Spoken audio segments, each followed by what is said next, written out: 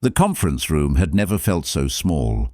Sarah Mitchell stood at the head of the table, her Louboutin heels clicking against the marble floor as she paced, phone pressed to her ear. Outside the floor-to-ceiling windows, the Chicago skyline glittered like a promise she'd made to herself.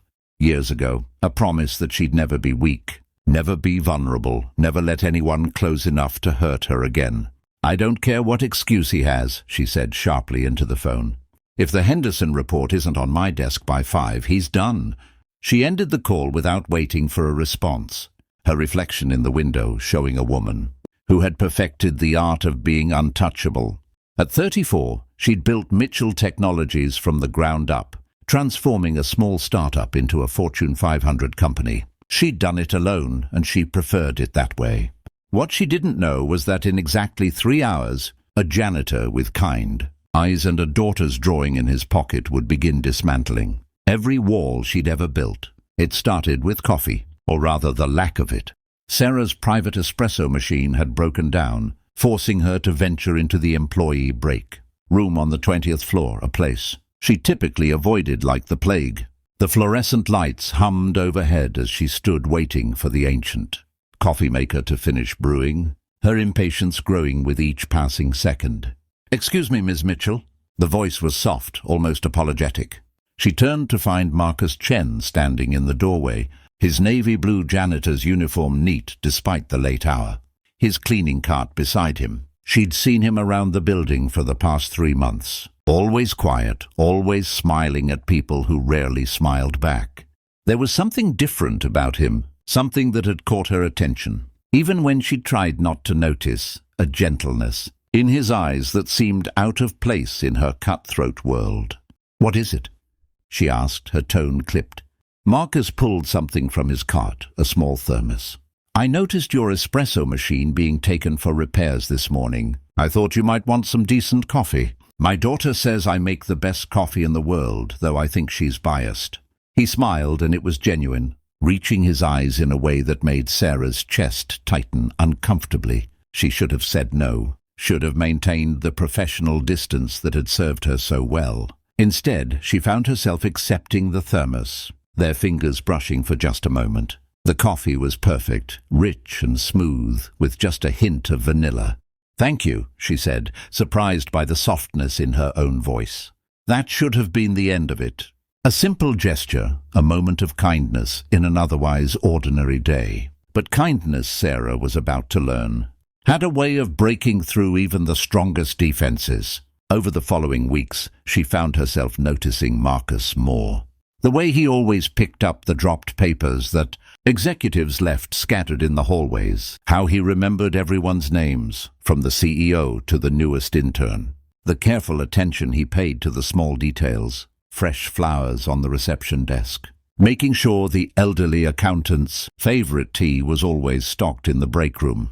Sarah told herself it meant nothing. He was just doing his job, being professional.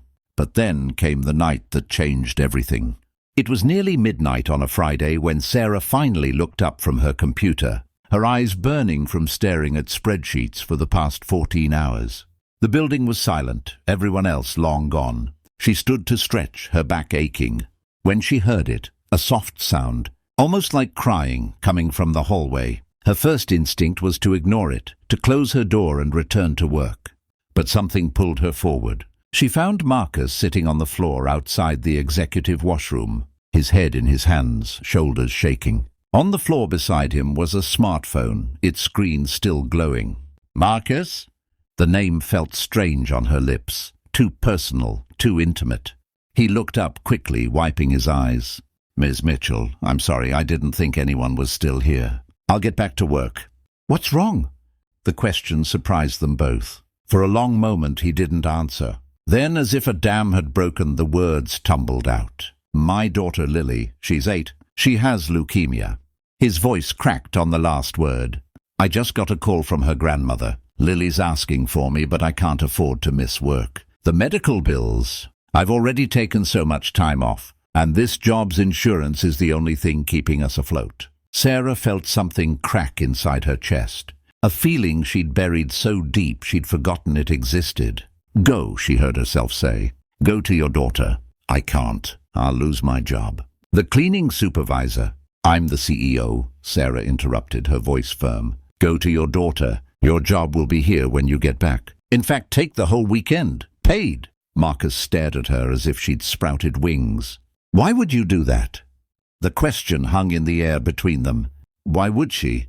She'd built her empire on being ruthless, on never letting emotions cloud judgment. But looking at this man, this kind, gentle man who made perfect coffee and remembered people's names and was breaking apart because he couldn't be in two places at once.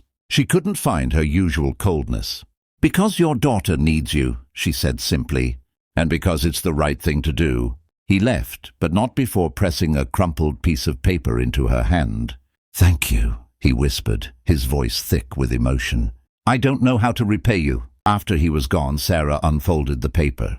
It was a child's drawing, a stick figure man holding hands, with a smaller stick figure, both smiling under a bright yellow sun. At the bottom, in careful letters, were the words, "My daddy is my hero." Sarah found herself in her office, the drawing spread on her desk, tears streaming down her face for the first time in years. When had she become so cold? When had success meant sacrificing every soft part of herself? The weekend passed slowly. Sarah tried to work, tried to focus, but her mind kept drifting to Marcus and his daughter. On Monday morning, she made a decision that would have shocked anyone who knew her. She called her assistant and cleared her schedule, then drove to Children's Memorial Hospital. She found Marcus in the pediatric oncology ward, sitting beside a small bed where a little girl with a bright smile and a bald head was drawing with colored pencils. He looked exhausted, dark circles under his eyes, but when he saw his daughter laugh at something she'd drawn, his whole face lit up. Ms. Mitchell? Marcus stood quickly when he noticed her in the doorway. What are you doing here? I wanted to check on you, on Lily. Sarah stepped into the room, feeling out of place in her designer suit among the cheerful murals and beeping machines. Are you Daddy's boss? Lily asked, her voice small but curious. I am, Sarah said, moving closer to the bed. What are you drawing? A garden, Lily explained, showing her the picture. Daddy says when I get better we're going to plant flowers in our yard. I'm drawing what they'll look like. Sarah looked at the drawing, childish but full of hope. Every flower a different color, butterflies dancing among the petals. Something inside her shifted, like tectonic plates rearranging after years of being frozen in place.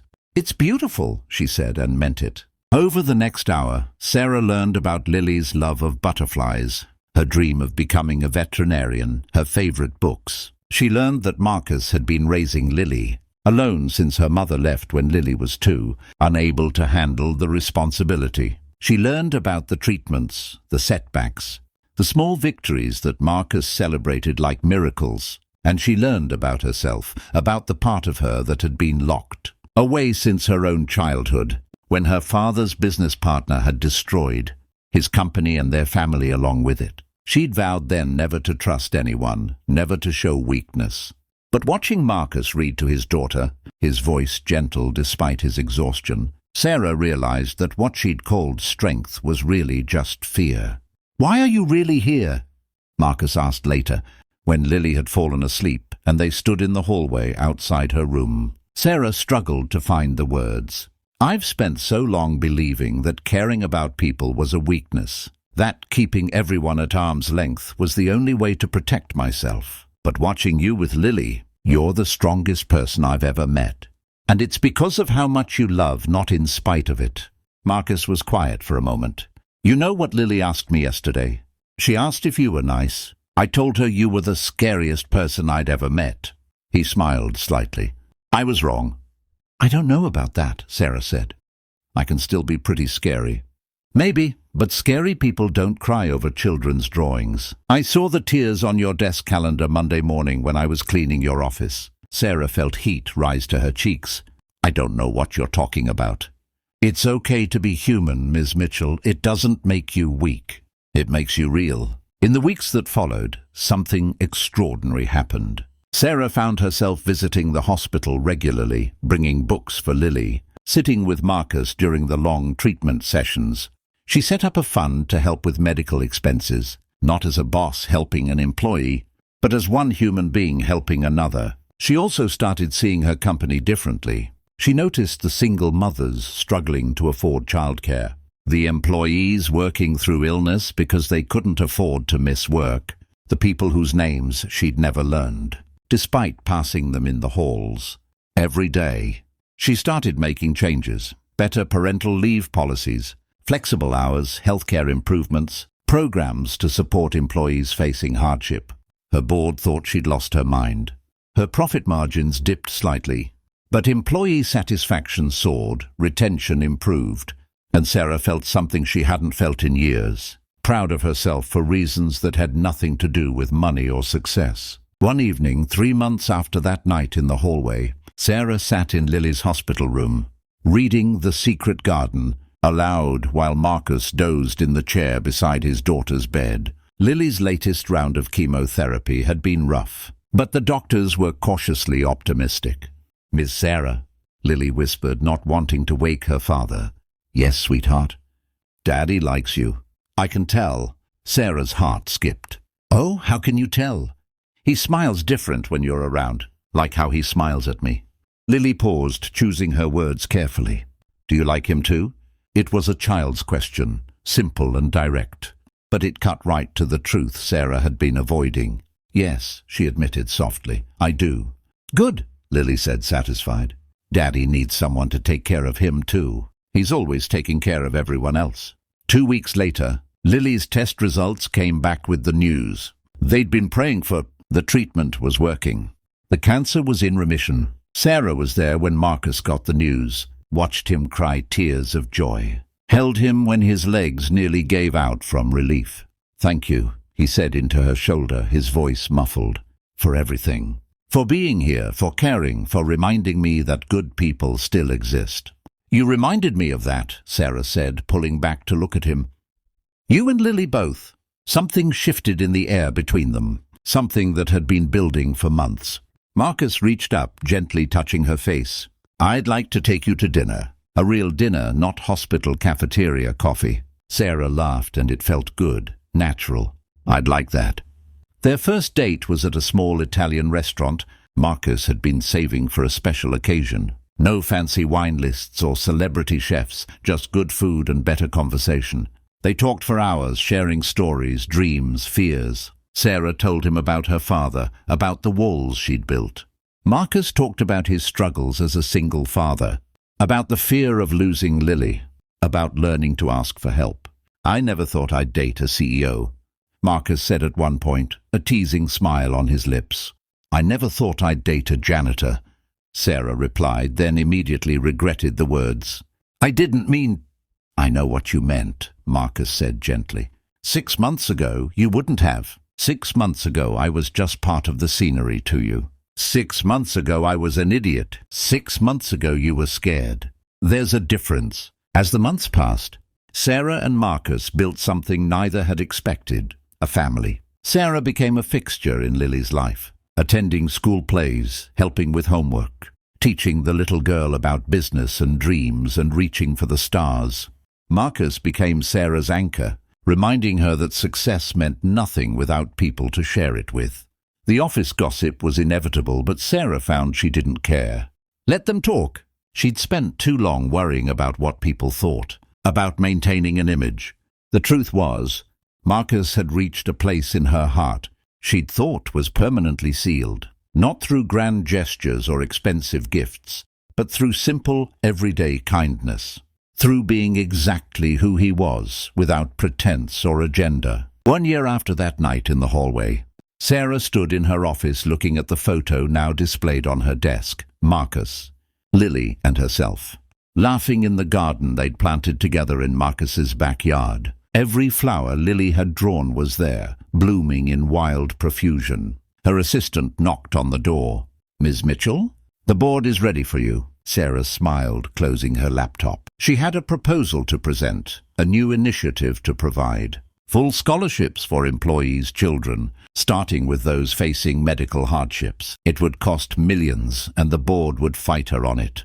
But Sarah Mitchell, the CEO who once said she'd never date a janitor, had learned something invaluable. The measure of success wasn't in profit margins or stock prices. It was in the lives you touched, the kindness you showed, the love you allowed yourself to give and receive. As she walked into that boardroom, she carried with her a child's drawing of a garden, a reminder that sometimes the smallest gestures of humanity can transform everything. That the people we overlook might be the ones with the most to teach us. That opening your heart isn't weakness, it's the bravest thing you can do. And she carried something else too. The certainty that she'd never again judge someone by their job title, their salary, or their place in the world. Because humanity, she'd learned, couldn't be measured in those terms. It could only be measured in moments of compassion, acts of kindness, and the courage to let someone reach that place inside you that no one else ever could.